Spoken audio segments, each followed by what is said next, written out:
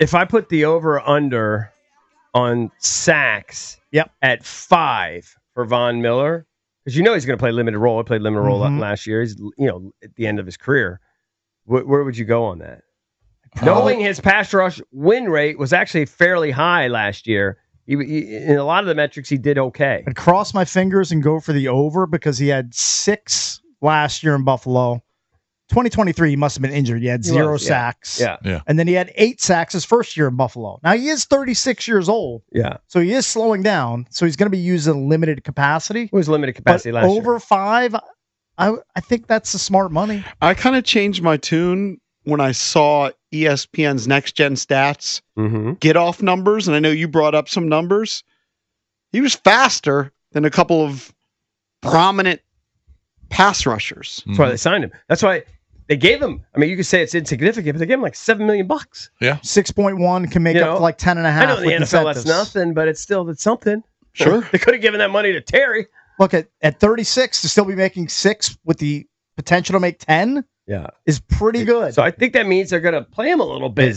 His player prop is 7+ at -120. It is. So I threw it at 5. So 5, you got to go over. I think Nicky Javala tweeted a few days ago when he was signed, if he hits that 10 million, I think he'll become the first NFL player, defensive player, to crest 200 million in gross earnings. What a career. And again, I told you the day they signed him, I liked it. Obviously, you like the name, but I liked it because I know in my lifetime, there have been older pass rushers that have put up double digits. Now, those guys typically played more than what he's going to play as far as snaps, but I'm okay with it. Like I think he'll be a contributor. I still don't like that he's wearing 24. Do not like it. It's not a good look for an outside linebacker or pass rusher. I think he's going to look sexy as hell in 24. I just don't like it. I think he's going to look amazing. I just don't like it. I think I'm tainted by the Bruce Smith era in Washington. And I know that was so long ago. You got to get past that. That didn't work. But if you look at other guys and what they've done, the Kevin Greens, there's just been a ton of guys. I listed them at the time. I could do the research again. I feel like DeMarcus Ware was really good. Now, if it were one of Dan Snyder's cronies from 25 years ago making this selection and bringing him in, then I'd have a raised eyebrow. I think we talked about this at the time, but the interesting anecdote is he and Ryan Kerrigan were drafted in the same class, and Kerrigan's going to be coaching them. Right. Presumably. I think he's still on the staff, right? He is. Ryan Kerrigan is borderline unrecognizable. Oh, he's so skinny. He's so thin. So svelte. Yeah. All right, let's head out to the Ruud guest hotline. Ruud, the most reliable heating and air conditioning products in the DMV. Say good morning to Sal Capaccio, Buffalo Bills beat and sideline reporter for WGR Sports Radio 550 AM in Buffalo. What's up, Sal? Thanks for the time. Yeah, you got it, guys. Happy training camp week for everybody. Yes, same to you. Now, I saw that you snuck in an overseas trip to Italy with about 30 people on your Twitter at Sal Sports. That's a good trip to take right before training camp. It was amazing. In fact, this actually was something our company did. It was a promotion. Go to Italy with Sal Capaccio, and we actually had a lot of listeners who said, "Yeah, I want to do that. I'm a Bills fan. I want to hang out and talk Bills and go to Italy." So when they first approached me, they said, "You can do Portugal or Ireland or Italy." I'm like, "My name is Sal Capaccio. What do you want me to do? Let's go with Italy, right?" Probably smart. Yeah, it was a great trip. We were there for about 10 days. I went to 7 different cities, and went everything from Rome to Venice to Lake Como. It was absolutely awesome. And then, of course, you come right back, and then training camp starts right away, so it never stops. Yeah. So how would you grade the Von Miller 3-year stint there in Buffalo? It was probably, depending on how the scale of the grade, I would say disappointing for a lot of people because of, I think, the injury that happened, right? Right. Listen, let me walk you through the timeline, though. The Bills, they obviously signed Von Miller. In that first year, he was so good, guys. He was literally playing to me like one of the best defenders in the NFL. We're at the Bills side of $20 million a year, 6 years. Right? It was this big contract. Oh my God! But they needed a closer. They were right there. They were ready to win a Super Bowl. They had to get to Patrick Mahomes. It didn't happen the year before in 2021 with 13 seconds left. That was a big deal. And he was playing at that level. And then they go on Thanksgiving. They go to Detroit. He tears his ACL, and it just really stunk to not have him on the field. And of course, at his age, comes back the next year, and everybody thought he'd be ready, but he truly wasn't, and he just wasn't the same player the next year in 2023. So it kind of took him a full year plus to really recover. And then last year, he became a part-time player. And he wasn't that bad last year, to be quite honest, but it just wasn't the same player they were getting early on. So there's a lot of ways you can massage it. I mean, of course, it was disappointing in the end, but I think a lot of that simply was because of the injury he suffered. And what is he like as a teammate? How is he received in the locker room? We know he's had some pretty high-profile off-the-field incidents, but what is he like? What was he like as a teammate in Buffalo, and what can we expect People say here in he's Washington? great. I've heard great. Listen, he really is a great teammate. I mean, I don't think anybody would question that. I think that's one of the reasons the Bills brought him to Buffalo. You know, the Bills, again, they're a team that they're in this window where they're trying to win a Super Bowl. They needed guys who could really come in and help them do that, but not, tear this team down. And this is Von Miller. The great story is when Von Miller came to Buffalo, two things. Number one, he walked into the field house. There's an embedded video. You can watch. The Bills put it out. They were giving him the tour of the facility. He walks into the field house and they said, "Hey, here's our AFC championship banners," right? We don't have any Super Bowl banners in Buffalo. And he looks up and there's four of them sitting there and he goes, "Yeah, we got to get that Super Bowl one up there, right? That's what we're going to do." Like he was dialed in like, okay, this is what I'm here to do. He knew it.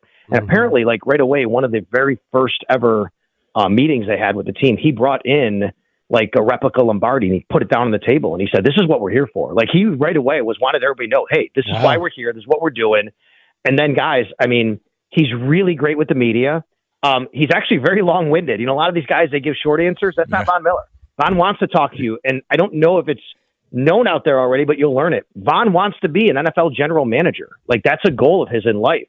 Wow. And he is very much a student of the game and history of the game. He watches the league, around the league, and it's really interesting to talk to him about stuff like that. All right, so let's talk about the Bills though. I'm curious. They've been so close.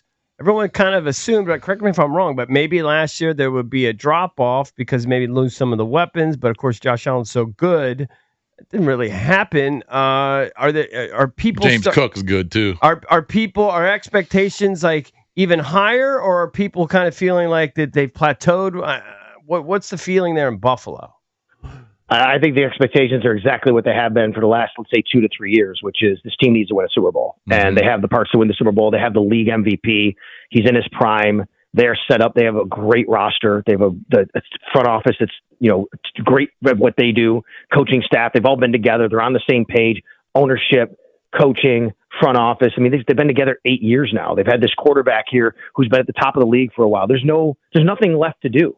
That's it. You got to win the Super Bowl. And the interesting thing is, you're right. Last year, they kind of ripped the Band-Aid off a year early, which is to say they had these guys who were transitioning out. They were aging out. Micah Hyde, Jordan Poyer, obviously the trade of Stephon Diggs, Mitch Morse, and they moved on. Saran Neal even, like guys in special teams that mattered.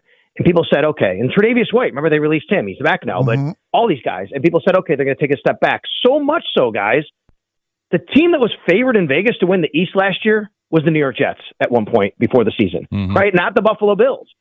But lo and behold, the Buffalo Bills come back out and they're maybe even better than they have been because what they did along the way was they kind of transitioned the way they play a little bit. They kept Josh Allen healthy. Obviously, he's been healthy throughout his career. And they have some good young players. And then what they do this offseason, because they got ahead of it a year early, they locked up all their very young good players, which is Christian Benford, Terrell Bernard, Greg Rousseau, Khalil Shakir. They all sign extensions. So this is the next phase of the Bills. The Bills believe, I think the way they've structured their team, they have 5 years of Josh Allen in his prime to try and win at least one Super Bowl, and that's what they're trying to do. And that's what the expectation is here. And there's only one thing left to do in the regular season they haven't done, and that's get the 1 seed. And I think that's what the goal is, to get that 1 seed, not play that first round, and have 2 games at home. Yeah, and not have to play in Kansas City. Right. Now, look, they did lose in Buffalo to Kansas City. They did. You're right. Yeah. And they did lose in Cincinnati, which I think was a little different. That was after the DeMar Hamlin stuff. It was just that team was exhausted with everything that happened. But, you go back. Why did they lose to Kansas City at home a couple of years ago? I could make a strong argument that, boy, they were depleted. They were having A.J. Klein cover, Travis Kelce around the field. But why did that happen? Because they didn't have the 1 seed. They had to play that first week, and they had 2 games where they were beat up. So it's not excuses. It's just a better path and a better way to do it. Who scares you more in the AFC, KC or Baltimore? Oh, it's KC for sure for the Buffalo Bills. I mean, the Bills have shown they can beat Baltimore. They beat them in the playoffs last year. They beat them in the playoffs in 2020. Yes, I think on the surface, you look at the teams and how they, how they're structured. Of course, Baltimore can scare anybody. They have Lamar Jackson, and they do a great job of running the ball, and the Bills have had trouble with that. But it's the ghost of Kansas City. I mean, this is how the Bills season has ended in 3 of the last 4 years. They beat Kansas City in the regular season. They lose in the playoffs. So when you say scared, I think if you have, like, obviously Bills fans would love the storyline. This is the last year of the stadium, by the way, right? Highmark Stadium. If you could write the script of how the stadium ends, it's beating the Kansas City Chiefs in the AFC Championship game at home. But if you gave Bills fans an option, who would you actually play, not knowing the result? I think they'd rather play the Baltimore Ravens because there's so much scar tissue with the Chiefs. How far is the new stadium from the current stadium? About 500 yards. Oh, really? It's right across there. The street. Oh, It's across the street. Nothing's changing with their team facility, their offices, their practice field. They'll still do that, but literally, guys, they're just going to walk across the street. Wow. To the new stadium, and this stadium is 50 plus years old. It goes back to watching O.J. Simpson run, right? I mean, the early 70s. And, it's a great stadium for the charm, and there's not a bad seat, but it's old. There's one tunnel in, one tunnel out. This new stadium is going to be fantastic. It's not a dome. People wonder why the Bills wouldn't build a dome. Well, let's start with another extra $500 million. That's number one reason why. But number two is, look, I mean, playing football in Buffalo outdoors is something that, people hold dear here, and they do have a canopy. They do have a canopy, and people will be able to stay warm and out of the elements, but the field will not be totally covered. It's an advantage for the Bills. I mean, to play outside. The Ravens looked.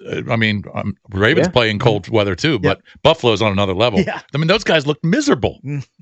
Yeah, that's right, and I think that's something that people still want to be a part of. Look, there's a lot of Bills fans here who still believe they should have built a dome. I totally get that. I'm the sideline reporter. I mean, in December, I like playing in domes. I get it, right? But yes, I think that's an advantage. And when you have a quarterback like Josh Allen, who honestly, like, he can play in any weather, his arm is strong enough to cut through any wind or any snow, it does become even more of an advantage, I think. I'm just looking at your schedule. I'm just jealous. And I mean, don't take this the wrong way. I'm just an idiot. It means nothing what I think. But as a Skins fan, I'm looking at this going, man, I wish I had this schedule. Now, I don't want to play the Ravens. I don't want to play the Chiefs. Like, there's 3 or 4 teams there that I don't really want to play. But where does that schedule rank, by the way? It's actually, if you think about and you look at the other teams they play outside of those big four, Baltimore, Philadelphia, Kansas City, and Cincinnati, the Bills have one of the winning percentage-wise easiest, lowest winning percentage of opponents, because let's remember, 2 games against the Patriots, 2 games against the Dolphins, 2 games against the Jets. Yeah, I'm looking at this. I'm so jealous. Yeah, I would say this, guys. I mean, obviously, as opposed to the division that your team is in Washington, you'd probably agree with me when you say, if I gave you one team that would have the best shot to win their division this year, wouldn't you say the Bills, right? Well, I'm looking at this, I'm going, you guys are going to win, I don't know, 13, 14 games again. I mean, And that's where it comes in. Let's go back to what I said earlier. This is, to me, set up to do the one thing they haven't done. They have not gotten the 1 seed. And look, last year they were just on the Chiefs' heels all year, and they even beat them. But man, the Chiefs just kept winning those close games. They win in those lucky ways, or whatever you want to put it, and the Bills couldn't catch them, which is why they had to go to Kansas City for the AFC Championship game. And the big advantage of this schedule, take a look at that schedule. Something that I don't know if you've noticed, but if you do, it's pretty wild. I've never really seen this, and I've been covering this team, the Bills, for over a decade. I've been on the sidelines for 12 years now. The Bills have one game outside the Eastern time zone, and that's in Central time zone in Houston. That's it. There is very little travel. The routine of every week and not having to travel long will play very well with players and coaches. Yep, absolutely. Sal, thanks for the time, man. We really appreciate it. Enjoy training camp. We'll talk to you again soon. Yeah, you guys got it. Thanks a lot. Yep, that's Sal Capaccio, Buffalo Bills beat and sideline reporter for WGR Sports Radio 550 AM. We're the Junks. We'll be right back.